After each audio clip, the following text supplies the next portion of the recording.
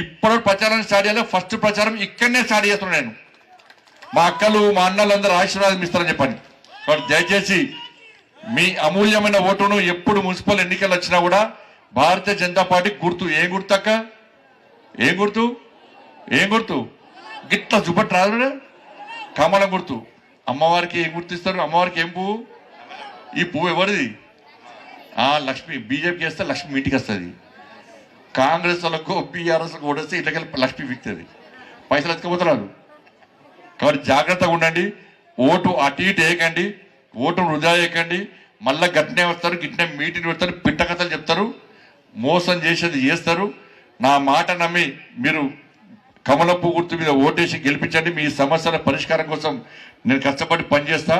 రాష్ట్ర ప్రభుత్వం మెడలు వంచుతా.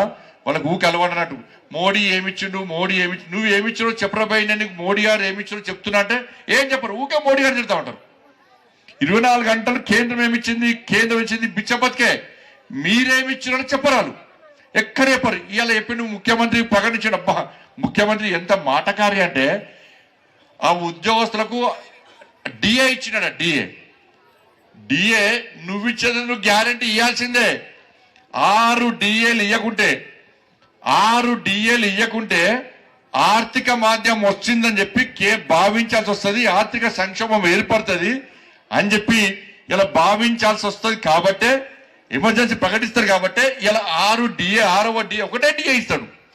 ఈ 2 సంవత్సరాల కాంగ్రెస్ పార్టీ పాలనలో ఒకటే డిఏ ఇచ్చిండు. మొన్న మళ్ళీ 2వ డిఏ. 6 డిఏలు పెండింగ్ ఉంటే మళ్ళీ ఆర్థిక మాంద్యం ఏర్పడుతుందని చెప్పి భావించాల్సి వస్తుందని భయపడి వాళ్ళు డిఏ ఇచ్చినాం అంటున్నారు. ఎవరైనా కోర్టు పోతే ఏమవుతుంది? కోర్టు 6 డిఏలు ఒకటిసారి ఇవ్వమంటది. కోర్టు ఏం చేస్తుంది? ఎవరైనా కోర్టు పోతే 6 డిఏలు ఇవ్వమంటుందని భయపడి ఇవాళ నేను డిఏ ఇచ్చాడు. పోయినసారి దసరా కంటే ముందు ఎప్పుడో ఇచ్చిండు. 2 నెలలకు ఒకసారి డిఏ ఇస్తాను ముఖ్యమంత్రి. ఒక్క డిఏ కూడా మళ్ళీ ఇచ్చాడు. ఇక మళ్ళీ ఇయ్యడు. మళ్ళీ ఇవ్వకుండా మళ్ళా 6 నెలల తర్వాత మళ్ళీ ఒక డిఏ ఇస్తాడు. ఈ పెండింగ్ డిఏలు అన్ని పెండింగ్ ఉంటూనే ఉంటాయి. కాబట్టి ఈ డిఏ ఇస్తే ఉద్యోగస్తులు ఏం సంతోషం లేదు. వాళ్ళు ఇవాళ ఇంకోటి ఏమంటుండంటే ₹1,00,00,000 బీమా, ప్రమాద బీమా అట. బ్యాంకు అకౌంట్ ఉన్న అందరు కూడా 20 లక్షల బీమా కావాలని వస్తుంది. ఉద్యోగస్తులకు బ్యాంకులే బీమా ఇస్తారు. నువ్వు ఇచ్చేది బీమా? బ్యాంకులు బీమా ఇస్తారు, నువ్వు ఇచ్చేది బీమా? నాకు అర్థం కాలేదు. పోనీ ఈ బీమాకు నువ్వు బడ్జెట్ కేటాయించినావా చెప్పు నాకు. ఈ బీమా ఇవ్వడానికి నువ్వేమన్నా బడ్జెట్ కేటాయించినావా? ఇలా పైసలు ముఖ్యమంత్రి ఏమంటే సాక నా తలకాయ నరికినా ఒక పైసా లేదంటున్నాడు. ఇక మరి ఓట్లు ఎందుకు వేయాలి? మరి తలకాయ నరికినా ఒక్క పైసా లేదంటున్నాడు. ఓట్లు ఎందుకు వేయాలి? పైసలు లేవనబడుతుంది. నువ్వే పైసలు లేవనబడుతుంది.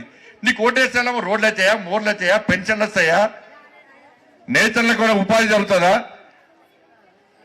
న్యాయం చేస్తావా? ముఖ్యమంత్రి పైసలు లేవో నాకు ఎందుకు వేయాలి ఓట్లు? కాబట్టి అంతా కూడా ప్రజలను మభ్యపెట్టడానికి, మోసం చేయడానికి.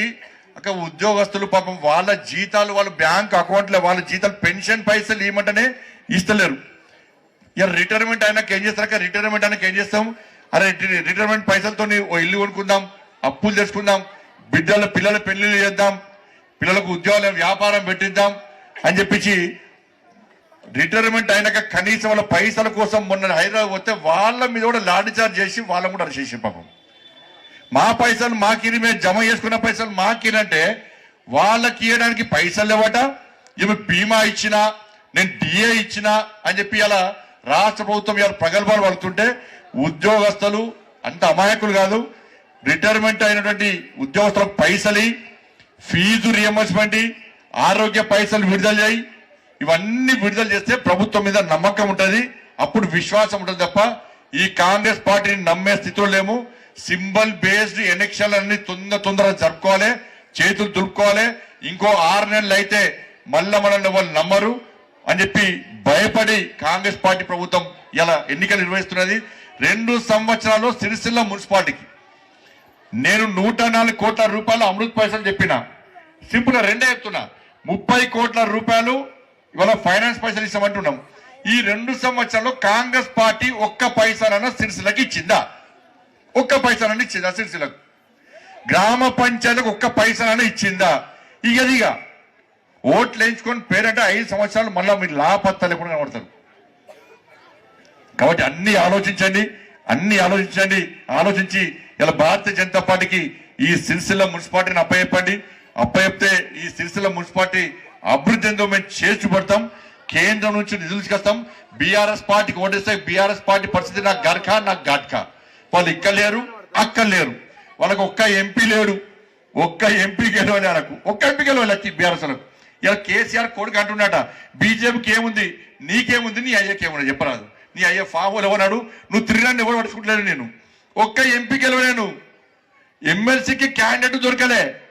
ఎమ్మెల్సీలో మనం గెలిచాం, ఒక 2 గెలిచాం ఎమ్మెల్సీ. బీఆర్ఎస్ లో క్యాండిడేట్ దొరకలే. బీఆర్ఎస్ లో ఒక్క ఎంపీ లేడు. 100 సీట్లు గెలుస్తామన్న కేసీఆర్ కొడుకు ఇలా ఏమైంది నీ పరిస్థితి? నీ ఎమ్మెల్యేలు నీ పార్టీలో ఉంటారా ఉండరా అని గ్యారెంటీ లేని పరిస్థితి. అసలు నీ పార్టీ ఉంటుందా ఉండదా అని గ్యారెంటీ లేని పరిస్థితి. చెల్లె ఒకదికి పోతున్నది, అల్లుడు ఒకదికి పోతున్నాడు, కొడుకు ఒకదికి పోతున్నాడు.